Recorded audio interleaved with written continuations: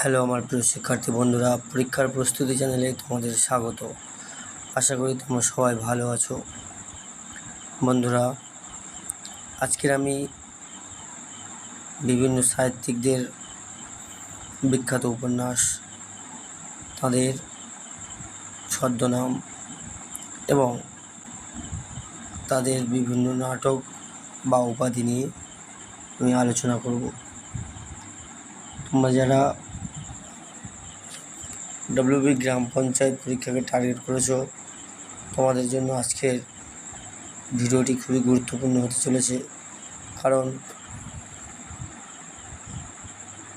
গ্রাম পঞ্চায়েত পরীক্ষায় বিভিন্ন লেখকের উপন্যাস বা তাদের ছদ্মনাম বা তারা কোন পত্রিকা লিখতেন, এই সমস্ত বিষয়ের উপর 2টি বা 3টি কোশ্চেন থাকে। চলো বন্ধুরা, আজকের ভিডিওটি শুরু করি। প্রথম ঔপন্যাসিক বঙ্কিমচন্দ্র চট্টোপাধ্যায়। বঙ্কিমচন্দ্র চট্টোপাধ্যায়ের প্রথম বাংলা উপন্যাস 1865 সালে তার হাত ধরে প্রথম সার্থক বাংলা উপন্যাস দুর্গেশ নন্দিনী প্রকাশিত হয়। আনন্দমঠ। এই উপন্যাসের পটভূমি 76-এর মন্বন্তর এবং সন্ন্যাসী বিদ্রোহ। আমাদের জাতীয় চরিত্র বন্দে মাতরম এই উপন্যাসের অংশ। বন্ধুরা মনে রাখবে, অনেক সময় পরীক্ষা দেয় বন্দে মাতরম কোন উপন্যাস থেকে নেওয়া হয়েছে। উত্তর হবে আনন্দমঠ। অন্যান্য কিছু বিখ্যাত উপন্যাস দেখে নাও: কপালকুণ্ডলা, বিষবৃক্ষ, কৃষ্ণকান্তের উইল, দেবী চৌধুরানী, রাজসিংহ ইত্যাদি। কি ছদ্মনামে তিনি বিখ্যাত? তিনি কমলাকান্ত ছদ্মনামে প্রবন্ধ লিখতেন, যেমন কমলাকান্তের দপ্তর।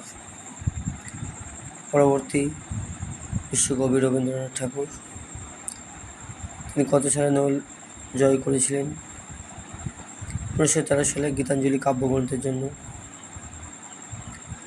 তিনি ইংরাজিতে অনুবাদ করেছিলেন। তিনি এশিয়ার প্রথম যিনি সাহিত্যে নোবেল পুরস্কার পান। মনে রাখবে, এশিয়ার মধ্যে তিনি প্রথম ছিলেন যিনি সাহিত্যে নোবেল পুরস্কার পেয়েছিলেন। তার কিছু বিখ্যাত উপন্যাস: গোরা, ঘরে বাইরে, চোখের বালি, নৌকাডুবি, 4 অধ্যায়, শেষের কবিতা ইত্যাদি। কিছু বিখ্যাত নাটক: রক্তকরবী, ডাকঘর, অচলায়তন, বিসর্জন, মুক্তধারা। বন্ধুরা, এইভাবে প্রশ্ন আসতে পারে তোমাদের যে নিচের কোন নাটকটি রবীন্দ্রনাথ ঠাকুরের লেখা? 4টে অপশান দিয়ে দিল, তার মধ্যে একটি অপশান তাহলে হয়তো মুক্তধারা। সঠিক উত্তর মুক্তধারাই হবে। তাই বলবো, ভালো করে এই অধ্যায়টি বা এই ভিডিওটি তোমরা ভালো করে দেখে নিও। ছোট গল্প: পোস্টমাস্টার, কাবুলিওয়ালা, ছুটি, খোকাবাবু প্রত্যাবর্তন, জীবিত মৃত। তিনি কি ছদ্মনামে বিখ্যাত ছিলেন?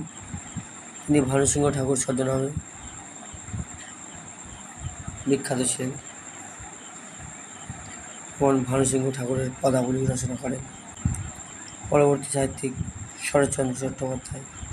কি উপাধিতে তিনি পরিচিত ছিলেন? তিনি অপরাজেয় কথাশিল্পী হিসাবে পরিচিত ছিলেন। তার কিছু বিখ্যাত উপন্যাস: দেবদাস, চরিত্রহীন, শ্রীকান্ত। শ্রীকান্ত উপন্যাসটি 4 খণ্ডে বিভক্ত। মনে রাখবে, গৃহদাহ, পথের দাবি, যেটি ব্রিটিশ সরকার কর্তৃক বাজেয়াপ্ত হয়েছিল এবং থাকা।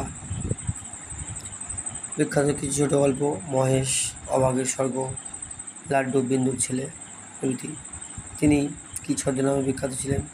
অনিলা দেবী ছদ্মনামে তিনি বিখ্যাত ছিলেন বা লেখালেখি করতেন। পরবর্তী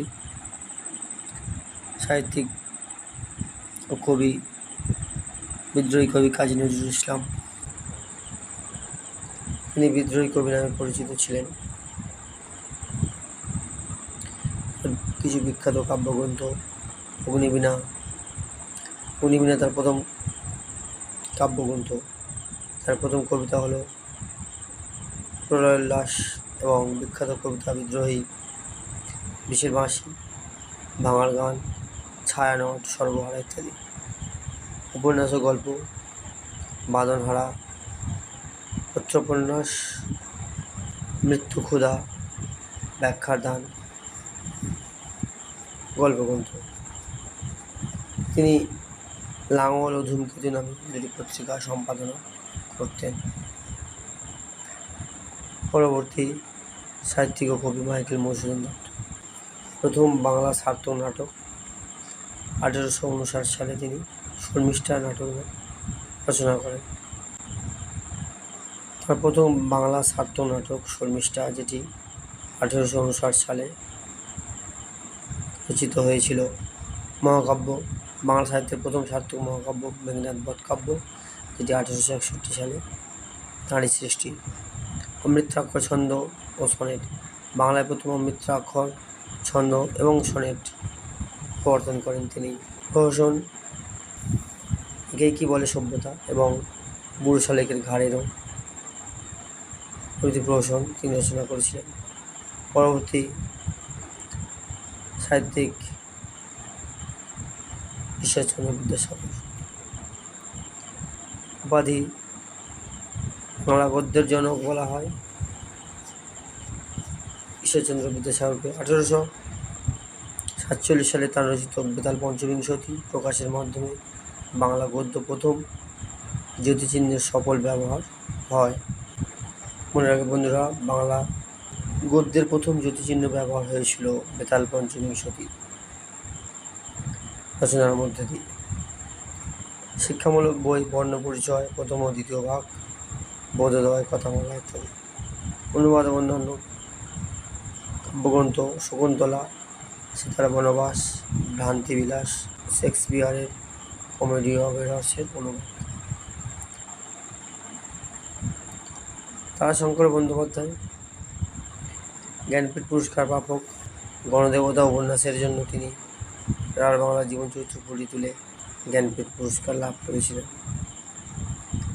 বিখ্যাত আরও কিছু উপন্যাস: হাঁসুলি বাঘের উপকথা, কবি, আরোগ্য নিকেতন, ধাত্রী দেবতা, চৈতি হাওয়া ইত্যাদি।